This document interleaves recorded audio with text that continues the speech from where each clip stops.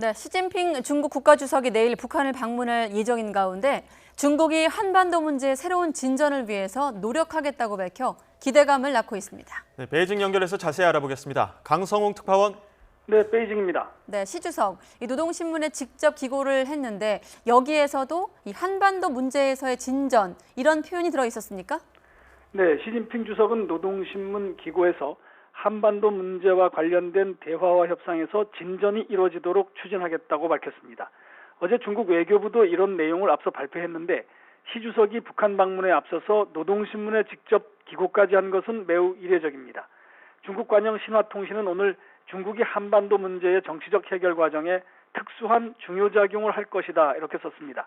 공산당 기관지 인민일보도 시진핑 주석의 이번 방북이 한반도 평화와 안정에 대한 중국의 결심을 보여주는 계기가 될 것이라고 분석했습니다. 네, 그렇다면 중국 정부가 말하는 한반도 문제의 새로운 진전이라면 어떤 해석이 가능할까요? 네, 어제 중국 외교부의 발표 내용을 토대로 유추를 해보면 시진핑 주석이 한반도 문제에 대해 새로운 제안을 준비한 것으로 관측해 볼 수 있습니다. 현재 미국은 북한의 핵폐기 조치가 미흡하다는 입장이고 북한은 일방적인 선핵 폐기에 반대하고 있습니다. 때문에 북미 협상은 지난 2월 말 하노이 정상회담 이후 교착 국면이 계속되고 있는데 중국이 진전된 제안을 내서 북한과 미국을 협상장으로 이끌어낼지가 관심입니다. 중국은 그러나 협상에서는 상대에 대한 배려가 필요하다고도 밝혀서 진전된 제안이 북한의 일방적 양보는 아닐 것임을 시사했습니다.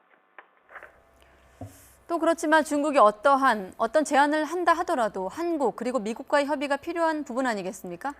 그렇습니다. 지금 한반도 문제는 북미 직접 협상을 축으로 해서 논의되고 있기 때문에 미국과의 협의는 매우 중요합니다. 지난 밤사이 트럼프 미국 대통령과 시진핑 주석이 전화통화를 했는데 여기서 관련 내용이 오가지 않았을까 관측됩니다. 시진핑 주석의 입장에서도 미국이 북중의 유착을 의심하고 있는 것을 알고 있는 만큼 내일 방북에 대해 사전 설명을 했을 가능성이 있기 때문입니다. 우리나라의 경우는 북중 간의 대화가 도움이 되고 또 이번 시 주석의 방북에 우리 정부의 의중이 담겨 있다는 입장이어서 중국이 추구하는 새로운 진전을 긍정적으로 평가하고 있는 것 같습니다.